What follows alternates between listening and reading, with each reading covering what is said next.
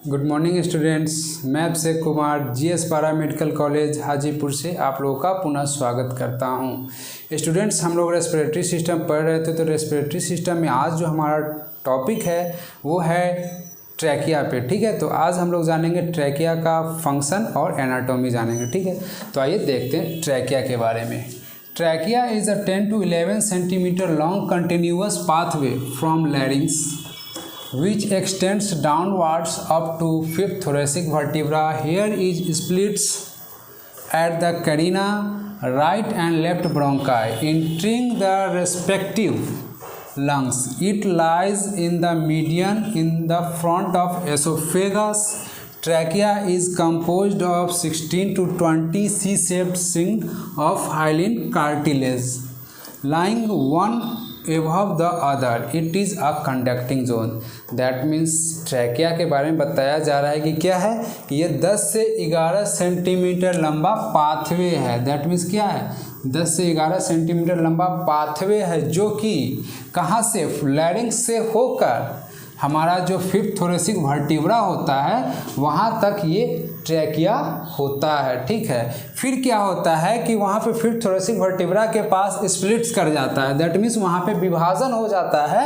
विभाजन होने का जो होता है उसको बोला जाता है करीना। दैट मीन्स ये जो होता है ये एंगल ऑफ करीना होता है। ठीक है, एंगल ऑफ करीना होता है वो ट्रैकिया में पाया जाता है, वो फिफ्थ थोरेसिक वर्टिब्रा के पास पाया जाता है। ठीक है, वहाँ जो ट्रैकिया जो स्प्लिट्स कर जाता है तो ये इधर राइट और लेफ्ट की ओर करता है। तो राइट जो है वो राइट लंग्स में आता है, लेफ्ट जो है वो लेफ्ट लंग्स में जाता है। ठीक है, उसके बाद क्या होता है कि हमारा ये जो ट्रैकिया है, ये जो हमारा ट्रैकिया है वो क्या है, ऑलवेज जो होता है हमेशा कहाँ होता है, आगे होता है। किसके, एसोफेगस के आगे होता है। अगर बात किया जाए कि हमारा एसोफेगस कहाँ है तो वो हमेशा पीछे की ओर होता है, और ये जो हमारा ट्रैकिया होता है जो हमेशा आगे होता है। Trachea that means wind pipe, oesophagus that means food pipe. ठीक है, तो यही है। ठीक है, तो यही बताया जा रहा है कि it lies in the median in front of esophagus. That means ये एसोफेगस के आगे होता है। ठीक है, trachea is composed of 16 to 20 C shaped.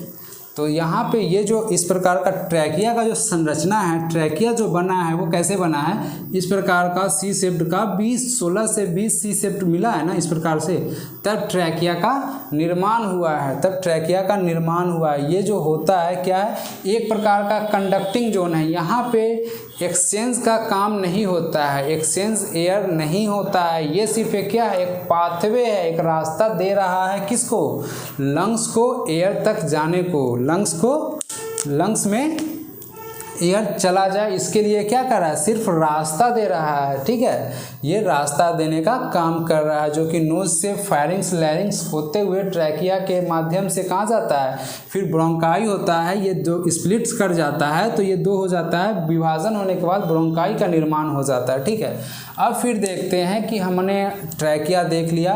Trachea जो है वो 16 से 20 सी शेप्ड हाइलिन कार्टिलेज का बना होता है। अब देखते हैं कि इसके कितने लेयर हैं, ट्रैकिया के कितने लेयर हैं। Layer of trachea, first outer layer. This layer is made up of fibrous and elastic tissue enclosing the cartilage. That means यह जो हमारा आउटर लेयर है वो क्या चीज़ का बना हुआ है, इलास्टिक फाइब्रस, दैट मीन्स मुलायम और लचीला उत्तकों से मिलकर बना हुआ है। साथ में किससे, कार्टिलेज का भी संयोग हो गया है। किसमें, आउटर जो लेयर है उसमें कार्टिलेज और जो रेशेदार जो हमारा उत्तक है उससे ये मिलकर हमारा बना है कौन सा, आउटर लेयर का निर्माण हुआ है। ठीक है, फिर बात करते हैं मिडिल लेयर की।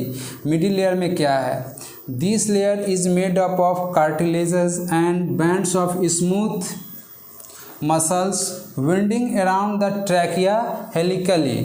This layer also contains areolar tissues containing blood, lymph vessels and autonomic nerves। That means ये जो लेयर है मिडिल लेयर में क्या होता है कि कार्टिलेज का कुछ जो बैंड होता है ना, जिसमें कि हमारा ये जो क्या है कुछ जो स्मूथ मसल का घुमावदार संरचना होती है वो यही मिडिल लेयर में होता है। ठीक है, स्मूथ लेयर का जो घुमावदार संरचना होती है वो मिडिल लेयर में होता है। इस लेयर में और क्या होता है, blood, lymph vessels, autonomic nerve, ये सब पाया जाता है। और कुछ स्वर यंत्र वाले जो टिश्यू है वो भी पाया जाता है, किसमें, ट्रैकिया के मिडिल लेयर में। अब ये बात करते हैं कि ऑटोनोमिक नर्व क्या है। ये हम लोग रेस्पिरेटरी जब डाइजेस्टिव पढ़ रहे थे तो उसमें ये बताया गया था, जैसे कि छींक जो आता है ये सब जो होता है वो ऑटोनोमिक नर्व सिस्टम के माध्यम से ही आता है। छींक, खांसी, ये सब जो होता है वो उसमें आ जाता है। ठीक है, ANS सिस्टम में। फिर हम देखते हैं ट्रैकिया का इनर लेयर के बारे में। This layer is made up of ciliated columnar epithelium, contains mucus secreting gallbladder cell। That means ये क्या है कि हमारा ट्रैकिया का इनर लेयर है वो क्या है, ciliated columnar epithelium containing mucus secreting gallbladder cell। That means हम जो ट्रैकिया देख रहे हैं तो इसका अगर इनर संरचना देखें, आंतरिक संरचना देखें तो इस प्रकार का मिलेगा।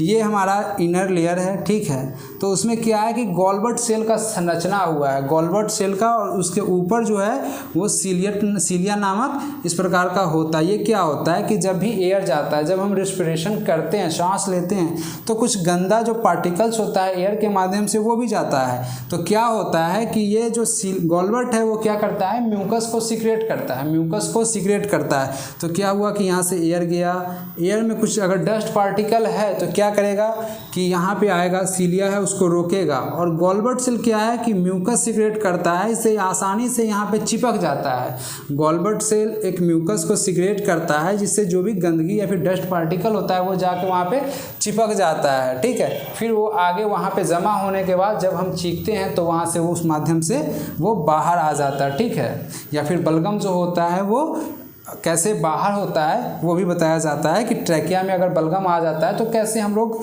उसको प्रोसेस करके बाहर आउट करते हैं। ठीक है, तो ये था हमारा इनर लेयर। फिर देखते हैं कि फंक्शन क्या है, हमारा ये जो ट्रैकिया है उसका फंक्शन क्या है। Prevent kinking and obstruction of airway during head and neck movement.